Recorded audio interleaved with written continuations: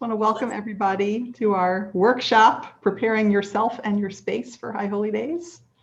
You know, it's a new year. It's a different year. Figured why not get together and talk about this stuff? We'll see what comes of it. We have a few introductory kind of things, and then we want to hear comments and questions from those on the call. So our goal is to make sure that everybody has a good experience participating in High Holy Days. So I think Rabbi Sarah, would you like to start us off, please? Kick it off, absolutely. Welcome, everybody.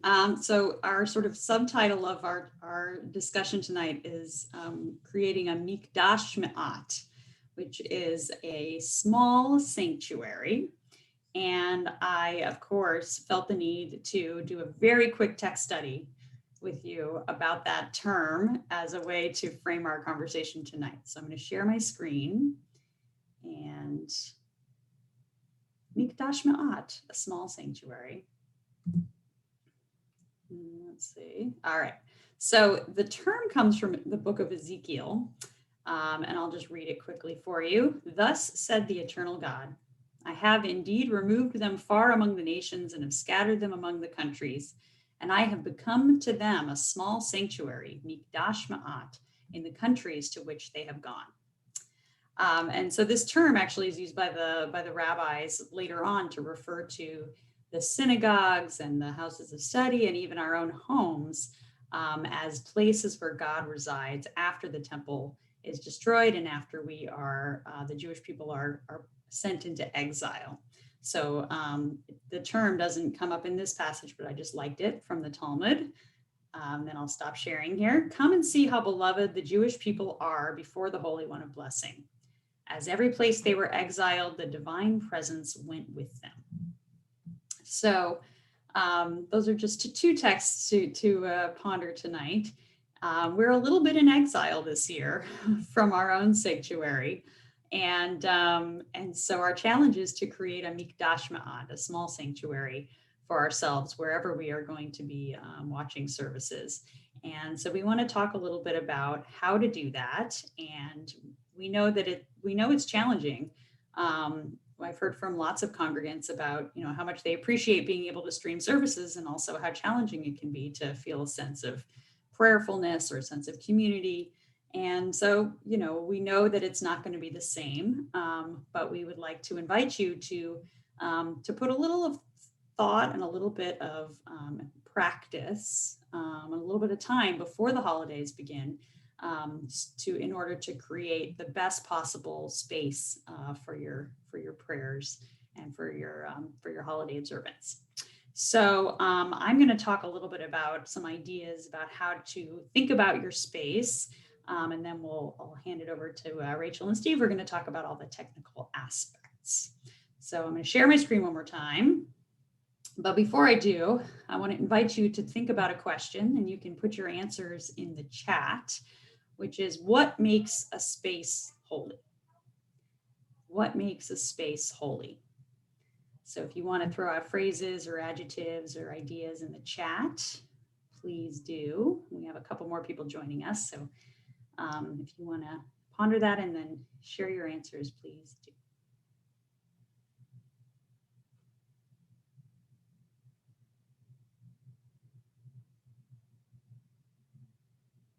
Quiet.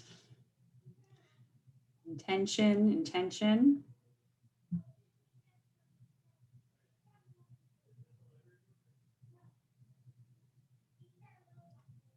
Place that allows God, in some way dedicated to a special purpose, music, distraction free, allows God's presence.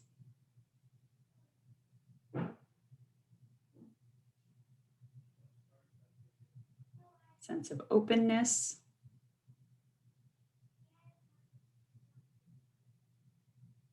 All right, well, keep sharing, and I'm going to give you some other things to contemplate. All right. So I have some categories here that I think might be helpful. Some of you have already mentioned several of them. So the first one is the sense of mikdash, which comes from the same root as kadosh, as holy, meaning separate or distinct. And so part of making a sacred space for this experience is to make it separate or distinct from the way you usually use that space. So I recommend, cleaning away any, work items, or if you use the space for other things, to be able to sort of clear it out of those other items, allowing for less distraction, and making it look different. So it might be, moving the furniture around. It might be bringing in some, some different elements, but a way to sort of signal to yourself and your family that this is something different that we're doing in this space. Another thing to think about is beauty, or sort of the experience of your senses, all of your senses, and to think about how to make the space feel like a beautiful sanctuary. So whether that's bringing in flowers, or lighting candles, or making sure you have a good view of something beautiful out your window, to think about all of those things when you're setting up your space, so that it can be as beautiful as possible. I heard that I think it's Stanford Hillel is handing out kits, including decorations to put around your computer screen, which I thought was kind of clever. So if anyone has a beautiful, arc that arc covering that you'd like to put on your computer, please send me a photo, because I'd love to see it. But to think about all of the different elements, and also comfort. I mean, I didn't put that listed here, but to be comfortable in your space, and to feel like you can really focus on what you're there to do. And also, the way, not just the beauty of the space, but the way you are dressed. So we're not going to know if you're wearing your sweats, but I recommend that you dress up a little, and sort of bring in the specialness of the holidays in that way. Another thing you might think about is the connection to tradition. So if you have your talit, to be sure to bring your talit, to make sure you have your prayer books, to make sure that you have any other elements, or special things that are part of your family, like the Kiddush cup that you might use at the end of Rosh Hashanah, or if you have a shofar, to make sure that you have all of those elements handy and displayed in a lovely way. And then, connection to your ancestors.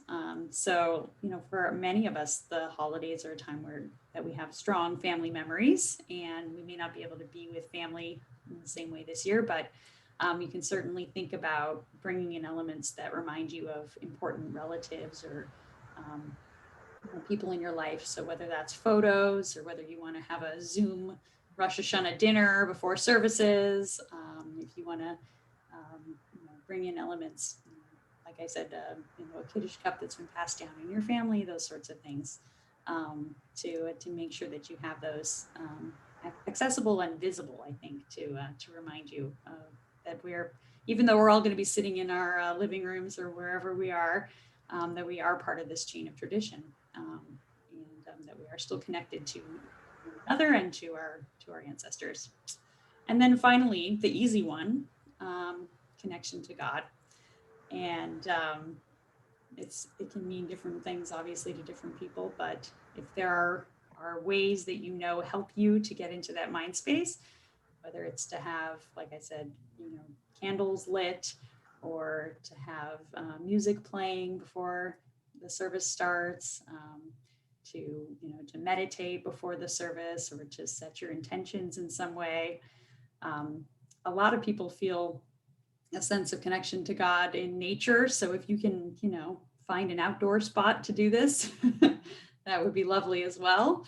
But whatever helps you get into the right mind space is I think this is an invitation to bring all of those elements together. I'm just looking here at the chat, and Irene said light, and I think that's another really important thing, to make sure that wherever you are is well lit, both so that you can read the prayer book, and also that you have a sense of setting the right kind of atmosphere and the right kind of intention. So I would love for folks who have other ideas about specific things that you can do to your space. If you have creative ways of addressing particular issues around the space, if you want to add them to the chat as we go along, we'll save the chat and then we can share any fantastic ideas. I think on the website that had the blurb, we had another couple of resources. One of them was sort of an artistic blogger, I guess is what she is, but she makes beautiful place settings and different elements to be used in holidays. So I looked at her work and I was inspired, even though I'm not crafty at all. But you might challenge yourself to create something that you might use during the holidays, whether it's a place setting or a Rosh Hashanah card, or I don't know, a cover for your prayer book, and anything like that. So those are just a few ideas. If anyone has questions, I'm happy to answer them now, or I can, if not, I'll pass it on to Rachel and Steve.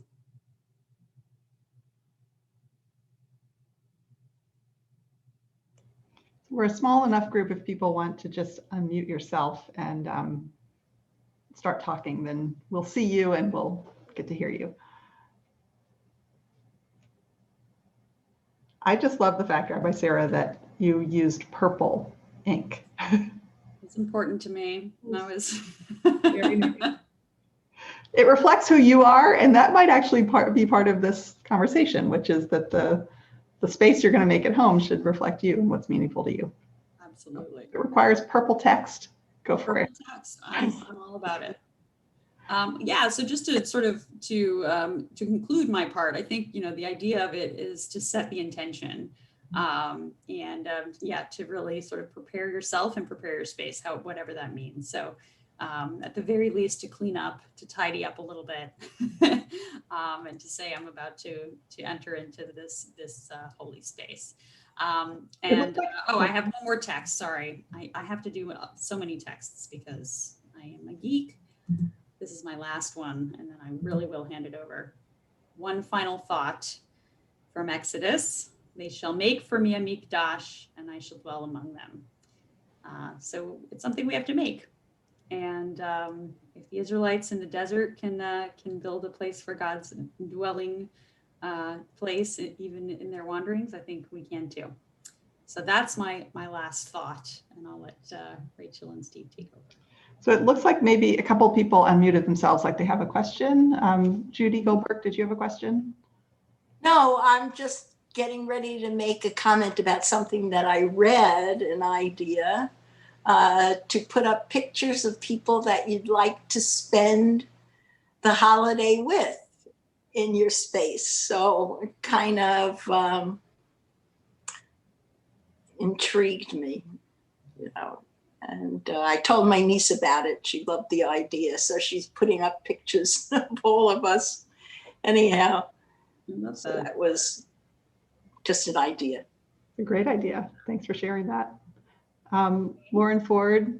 Oh, sorry. Did you have a? I did. I was just struck by the first text that you shared. Because I had never, so while we hear this phrase mikdash me'at quite often if we're hanging around the shul, I had never contemplated it as God making God's self into a small sanctuary. Sort of, I don't know if it's like the Incredible Shrinking, like did God have a machine that did, I don't know, but it's kind of both charming and wonderful to think about. And I think, it just kind of helps me in some way that I can't describe, that, sort of like if God can concentrate God to be portable, not that we're making a sanctuary, but like, I don't know, it just helps in some way. Yeah, I'm so glad. Yeah, I think it's related to that idea of the rabbinic name for God, Hamakom, the place. Mm-hmm. And in that sense that, that it's not obviously a physical place, but I know my head is getting a little bit turned around just thinking about that. But But I appreciate the comment. Yeah, I noticed that as well. The God's self is the Mikdash Ma'at. Cool. Jane Stone. Um, I I think for me the community is a sanctuary, and I was thinking about the feeling, of being shoulder to shoulder with the community when we're in person, and I was wondering what it would be like if we have more than one device, to have the streaming on one device and have the possibility of Zooming with at least part of the community, so that we could see, we would feel like we were with the community as well as with the clergy when we're participating in the service. Yeah, there's certainly a possibility there for those of you who are more tech savvy and have multiple devices to sort of create Zoom watch parties. It was one of the things we talked about as a program team and just couldn't figure out a way for us to organize it that would make sense. But I certainly encourage you to, if you have a few friends that you or family that you'd like to sort of experience the services with together, to set up a Zoom and to have each other. Not to talk during the service, obviously, because you're all going to be paying attention very, very deeply to every word we say. But Oh yeah. But to have that sense of watching together. I mean, otherwise, I would say this is our task, is to have good imaginations, and to visualize all of our fellow Beth Amers in all of their homes, even if we can't see them. But if you can see a few of them, I think it's a good idea. Rachel. Shay. I'm remembering so many times that I've done like 50 million things and even rushed over to someone's house and had a quick dinner and then rushed over to get there in time to warm up with the choir. And I was thinking maybe this time, since I won't have anything to walk into to give me that feeling, that maybe I need to start earlier in the day with calming down. And I remember this 7th grader that I taught at the Jewish day school who was telling me about her Shabbat shower every Friday afternoon that she takes, and that she was 12 years old. She said, I spend a really long time and I try to scrub every possible place. And I thought, gosh, to slow down like that, maybe earlier in the day, and whatever we do, like bit by bit, might help me, I think. Yeah. I think if people have particular practices or rituals, whether it's a shower, or I don't think any of the mikvahs are open, but it is traditional to go to the mikvah during the high holidays. But if anyone wants to jump in the ocean, beforehand, or if you have a meditative practice or yoga or something, anything to sort of get yourself prepared. It's like the Hasidim who they pray, they pray for an hour before they pray. They have that sense of needing to prepare. So I think however you feel prepared is a good thing. Can I just,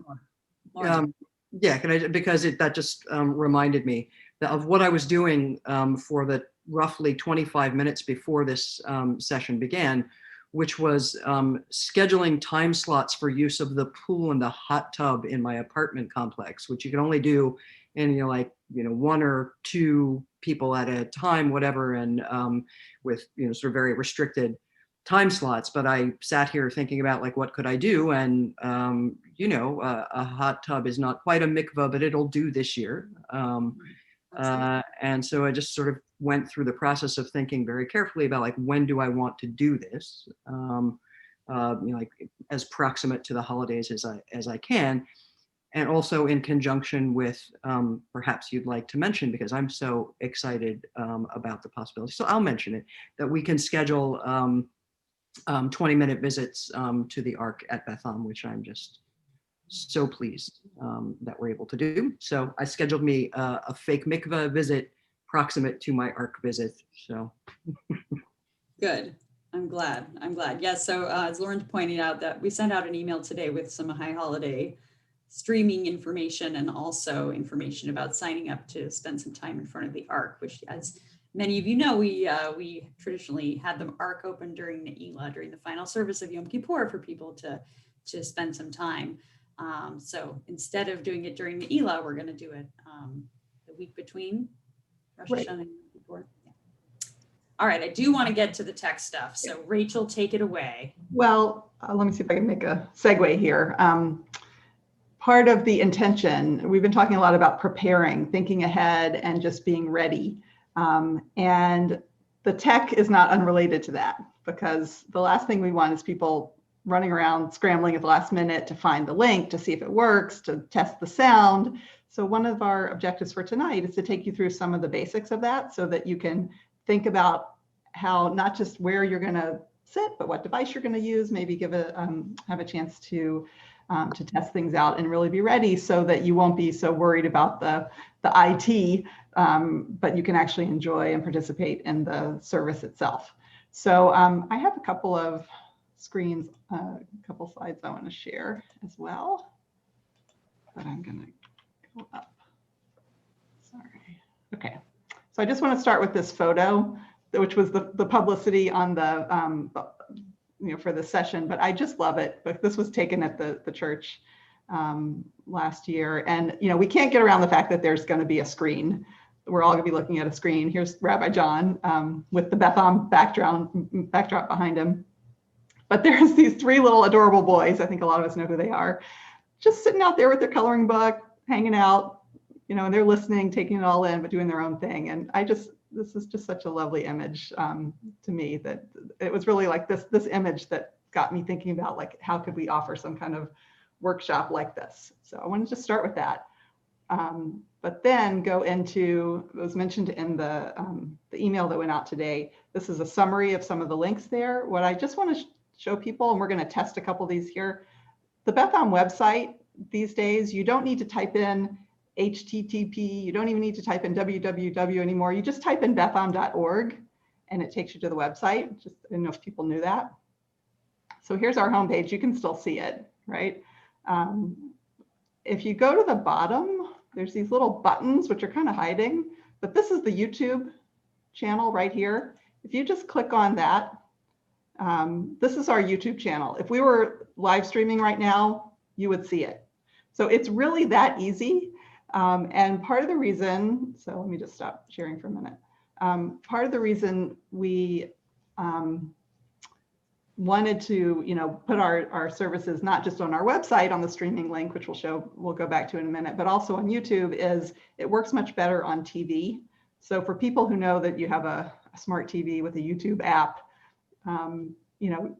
you have time between now and then to practice navigating to it. We've been doing this on Friday night the past few weeks, and I think Harold and Jane, you guys have been our guinea pigs. You've been testing it out. I don't know if you guys want to say just a word about how it's working, but I just wanted to give people that option. As you go to the Beth Am website, or if you just get to YouTube, however you would, and you want to go to Kang Beth Am. So I'll show you that in a minute. But Harold and Jane, you guys want to say how it's been working for you? Yeah, great. Thank you for making that available. It's just great. We do not have a smart TV. We have a dumb TV, but we have Roku in it, and we don't even have a high bandwidth DSL, but it works. You just get on the TV. You don't even have to log in. You go to YouTube, Congregation Kang Beth Am, and it works beautifully. Great. So it's really nice to be able to sit in your living room and watch your TV, and it's big, and it's wonderful. Thank you. So thank you. All right, I want to take us back to this thing for a minute. So this, where it says streaming link here, that's what went out in the email today, betham.org/HHD streaming.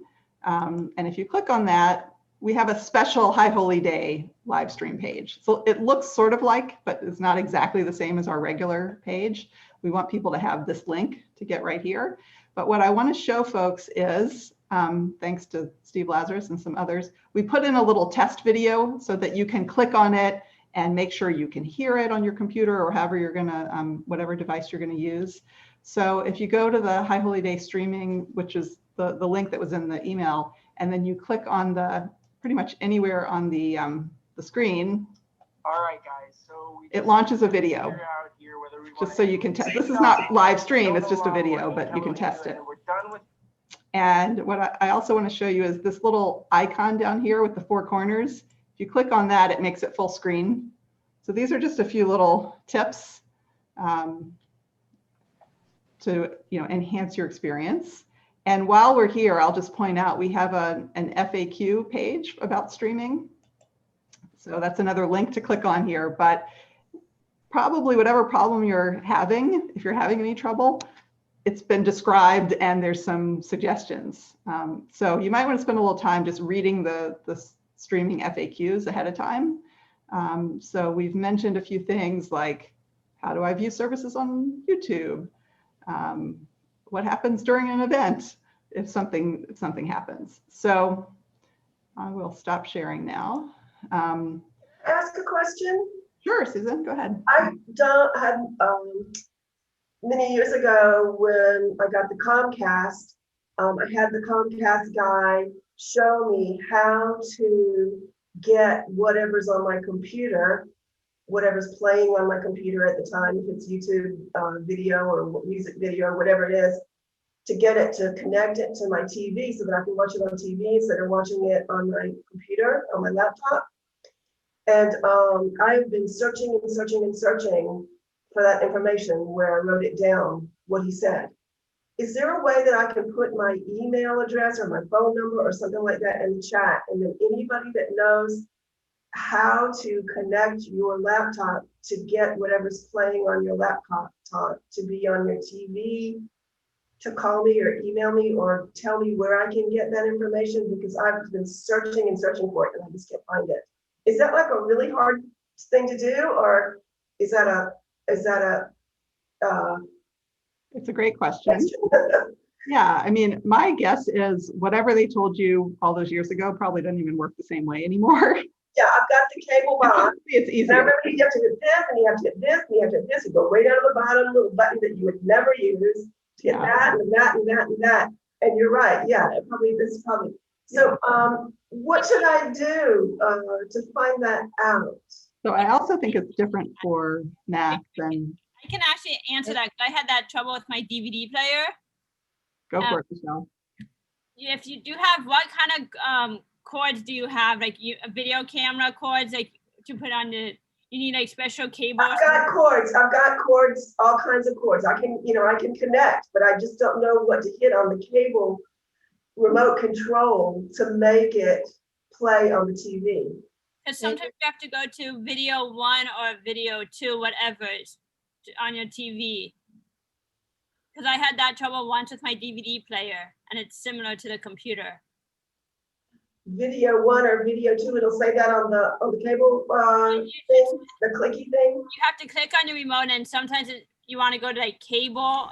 You know how like you're on the screen, it says cable or whatever. You want it to say. Right. I just want to suggest that it's going to very much depend on what your TV is, what your devices are, and that answer is going to be different for different people.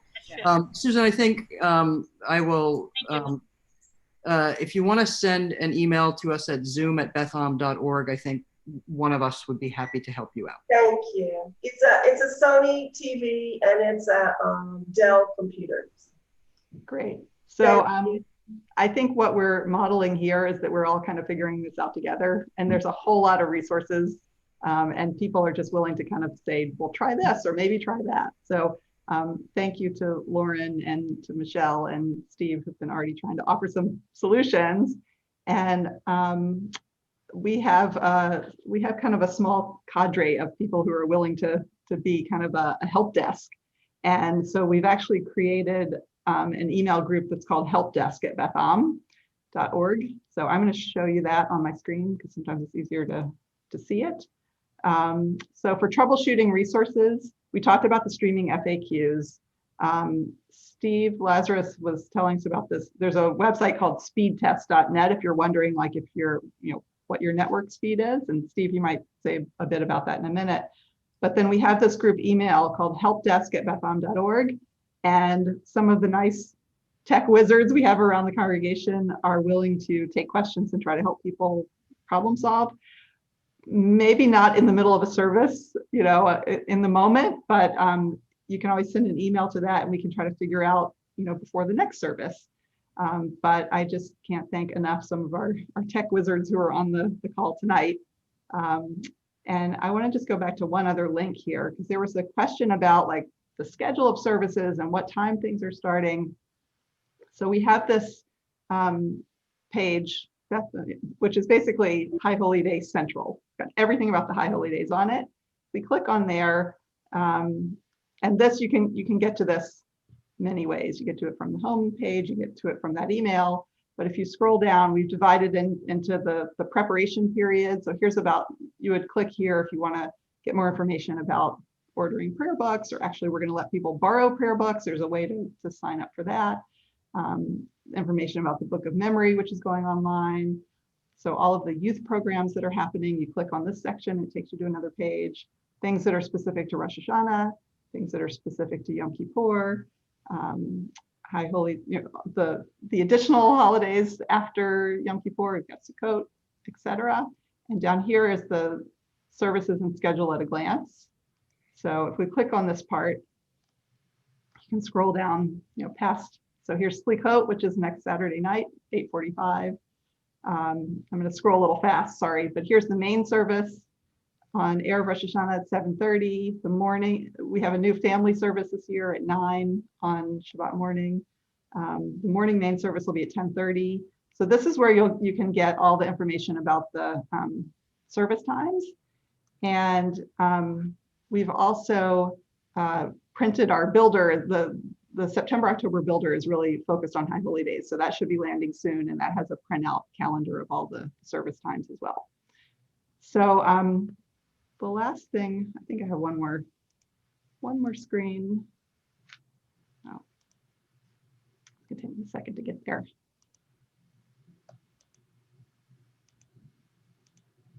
More slide to share, which is just thank you to our tech wizards. Steve Lazarus, who's here, Lauren Ford, always at the ready. Jay Hirsch has spent countless hours on this kind of stuff, and Liz Weisman, who's our communications coordinator. So really just want to acknowledge them and all their support. But with those introductory remarks, we want to hear what questions you guys have, thoughts you have. How can we help? What have we forgotten? I want to know when I get my hat. I'm just so proud of myself that I found that graphic and put it on. It is a great graphic. More importantly, I want to see Steve Lazarus in that hat. Irene, did you have a question? Okay. So, and a couple more people I think have joined us since we started. So Sylvia, I saw you come into the meeting. Welcome. Okay. Here I am in the hat. Oh, nice. Looks like a slice of pizza on your head, Steve. Okay. Are there questions in the chat? Jane, looks like Jane has a question. Okay. Jane, what's going on? In the past, I wasn't able to stream Friday night services on using Firefox, but yes, on Chrome. Does it work on both now, or is it still just on Chrome for if we're streaming it? Well, any of the Friday night services. It should work on all browsers, and it has worked on all browsers. But any single place you try is subject to the laws of nature that it may not work. I mean, in general, it does work, but the general rule, if it doesn't work, quit your browser and start over again. That often is a magic cure. This stuff is in our FAQ on the website. Try a different browser. I mean, you just have to, you already know to try a different browser, but it should work on the major browsers. We have tested it routinely on all three browsers. But we see occasional instances where in this particular combination of things, it doesn't work.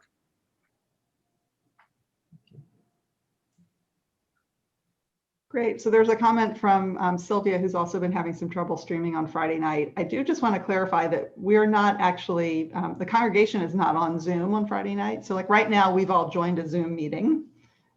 We are also live streaming to our website, so there's a few people watching there. But for services on Friday night and also for High Holy Days, or at least on Friday night, the clergy is using a Zoom meeting to connect and to be able to present the service, but the rest of the congregation is not on Zoom. Only the people who are like lighting the candles or saying the Kiddush or giving the drosh. Everyone else is not joining the Zoom meeting. But it still says Zoom at the bottom of the screen, because Zoom meetings always say Zoom, even if you're watching it on live stream. So I know it's a little confusing. So I don't know if that clarifies it, Sylvia, or maybe you're just having trouble streaming in general.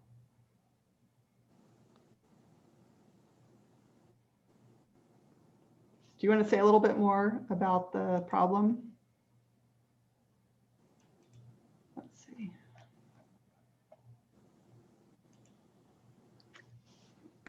I misspoke then. I have been trying to live stream and it does not work. I go to the website, see the two rooms, and neither one is operational. So I've gone to Facebook and seen it that way. But I just wanted to let you know that I also was having that issue. And I also am using Safari as my browser. Using what? I'm using Safari.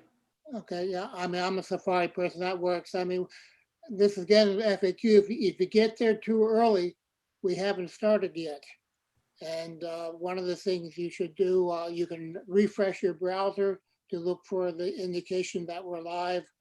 You can quit your browser, relaunch it. But if you get there and we haven't started, if you just sit there, you'll never get the indication that we started. You have to either quit and relaunch your browser or refresh it. Okay. That's what I'm trying to do, Steve. I've had to refresh. It says the broadcast is not streaming yet, and then I just keep refreshing it every now and then until it actually says live. But it does work, Safari. Yeah, we just want to say that all the problems that everyone else has been having with the streaming, we have terrible problems actually for the better part of the year. And we've been working with Steve Lazarus, and ever since, I would say maybe about a couple of weeks ago, we find that we don't have that problem anymore. So I think something's been fixed at the back. And if you've had problems in the past, I would suggest you might want to try it now and see if they might be resolved. Yeah, I mean, one thing we've changed in the last roughly a month is that StreamSpot now we're on their newer streaming service, which will adapt itself to if you have a lower bandwidth. So if you have a nice fast connection, you'll get a nice fast high quality stream. If you have a slower connection, it's going to degrade the quality of the video, but it will try to keep the video coming to you. So that's a lot of the improvement that Jane and Harold have seen. And we have a very low stream, just so you know. We still have DSL. So it looks like Kathy Crankshaw may have been having the opposite problem, which was it used to work great, and in the past couple of weeks it hasn't. So Kathy, I don't know if you want to say anything more about that.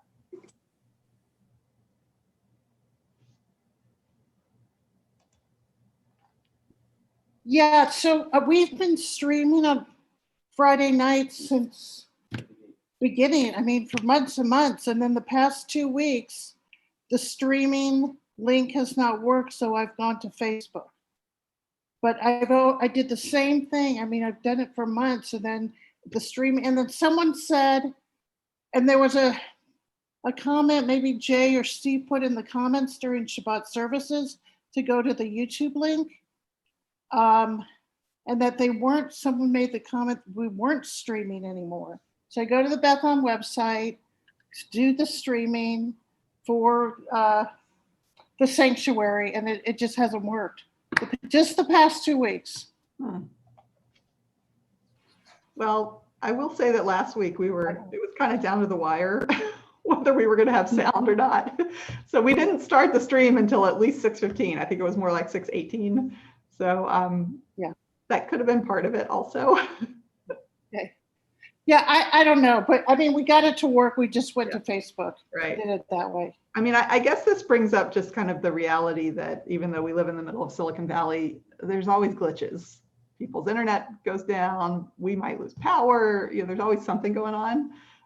And, you know, we're talking a lot about resilience and just the fact that people are willing to sort of, one thing doesn't work, try something else. You know, I am the IT support for my parents, for example, and pretty much every time they call me, I just say, turn off the computer, restart it, give it a minute to breathe, and then, you know, try again. And a lot of times that fixes things. So I guess I'll just end sort of my part of this with you know, asking for people's continued patience and good humor. I mean, I know that we're all discovering new things and trying new things, and we are too at Beth Am. So we appreciate all the moral support as well as just hanging in there with us when things go south, because something's always going to happen. So I see there's a couple more questions. Irene, do you want to unmute? I'm just curious, are you going to do anything on Facebook for High Holy Days or not? Is it not going to be on Facebook? We're not planning to. You know, we're really going to focus on the live stream on the website and then the YouTube channel. Okay. Thank you. And I mean, those of you, if you have not tried YouTube, will be for Shabbat. I mean, you can go to the YouTube channel and watch some videos we have there. But I mean, we all know that YouTube is a high quality service, which is one of the reasons why we started streaming there. So it's worth your while trying to learn how to see us on YouTube also. Yeah, I had some, I've been trying, I have a Roku and I've been trying to connect it to YouTube, but the YouTube, and it may be the version of Roku that I have, the YouTube on it seems to, in order to activate it, it seems to want $65 a month. And that's not something I'm interested in. So. Harold and Jane, you guys had another question? Not another question, but we have the lowest end Roku you could possibly have. And it actually works without us paying. So I don't know what the problem is with other people, but it works great on the TV set. We use it on the computer. Yeah, it works on the TV. I'll play around with it a little bit and see. I mean, I'm trying some different things. I bought some cables. I'm trying to see if I can direct connect my computer to the TV, and then, but then I'm across the room from it if I want to, you know, do anything. So I'm trying to figure just a variety of things. Well, we're doing it directly from Roku on the TV. Okay. We are not mirroring. We don't have the capacity, the technical capacity on our computers to. Right. I was trying to connect Roku directly to YouTube today, and that's where I kept getting this $64 Fire paywall. You know, I could get 2 weeks free, and then it's a $64 paywall. Well, if you time it right, you can have the High Holy Days for free. Good point. I didn't sign up today exactly for that reason, Rachel. Rachel Shea, you had a question? Need to unmute, please. I'm doing that. I was trying to type it into the chat. When I first got my YouTube TV, I spent several weeks trying to log on to YouTube instead, and I'm getting all confused. So I really understand this. What's happening is you are getting YouTube TV, and they want the $65. YouTube, which unfortunately looks exactly the same, but doesn't have TV on it, is a free app. So I just may need to go find the YouTube app. Thank you, Rachel. She just saved you a lot of money, Irene. All right, other questions? I have a question. I think like not the last person that spoke, but the person before that, or maybe the person before that.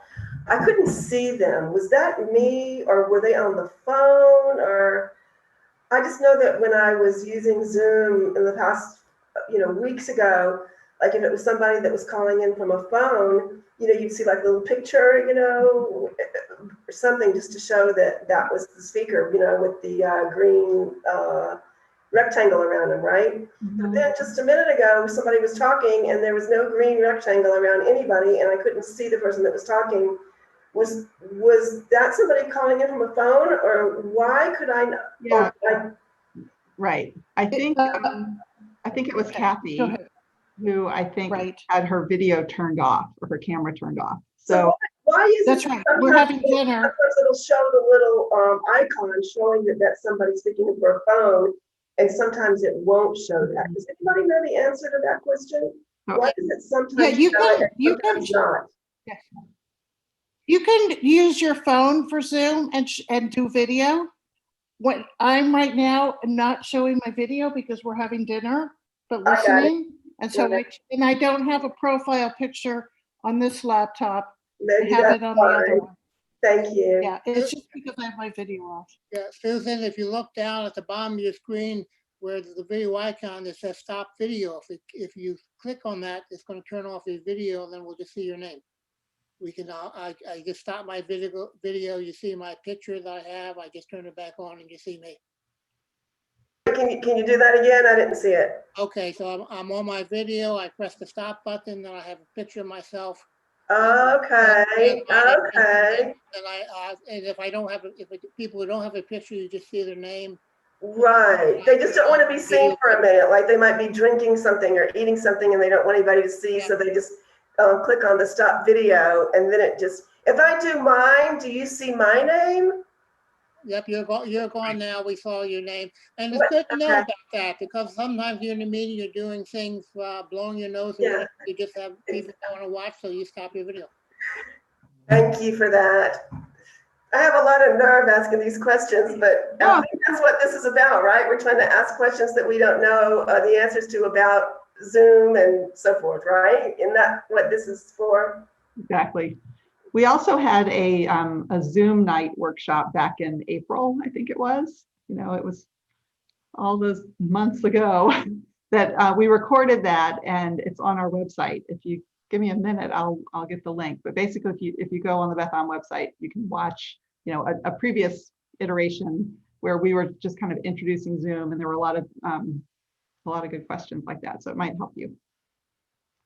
So with that, I'll maybe turn it over to Steve Lazarus. Oh wait, Irene, you have another question. Just more of a comment than a question. I just want to thank both the staff and the program team, because I can't imagine with all, you've asked us to be patient with the glitches, Rachel, but you guys have the brunt of being patient with the glitches because you're right there in front of that and you can't know what's going on or what we're seeing. And I just want you to know we know that and we love you and it's okay. Thank you so much. Very kind. Thank you, Irene. I'm using this as a spiritual exercise to practice the Musar, work of patience and acceptance. I'm still working on it. Okay, so let me share one quick thing on the Beth Am website, which is we have you see this tab called virtual, and at the bottom you go to About Zoom. So Susan, this should really help you with an overview, but this Zoom night recording, that was like an hour-long session where we went through a lot of this stuff. So I would, we have this little Brady Bunch. And then there's some more FAQs and things around Zoom and how we use it at Beth Am. So hopefully that'll be another resource for people who have not spent quite as many hours as Rabbi Sarah and I have on Zoom. So Rabbi Sarah, I'll turn. Yeah, and I'm going to be teaching 6th grade English virtually for Redwood City School District. And I don't even, so you guys know I'm a little nervous about that. They're going to train me, but I haven't had the training yet. And I want to be able to know how to do it with you guys before I get the training for the school district. So thank you so much. You're welcome. And I'm sure you're going to do great with that. That's pretty cool. Rabbi Sarah, would you like to close us up tonight? Sure. Just to sort of thank you for being here and to remind all of us that Jews have celebrated these holidays in different ways through the centuries, and sometimes in easy times and many times in difficult circumstances. So we're just adding to that collection. Nobody has ever celebrated Rosh Hashanah and Yom Kippur quite like we are going to. So we'll take it as an opportunity, and I hope that that the themes of the holidays and the real purpose of the holidays will come through, even through your screens, even if there will be glitches and problems, and we'll just try to make the most of it. But I think that hopefully what you take away from tonight is to put a little more planning and a little more thought into things before the holidays will really help enhance your experience. So we thank you, and Shana Tova. Thanks everybody for coming.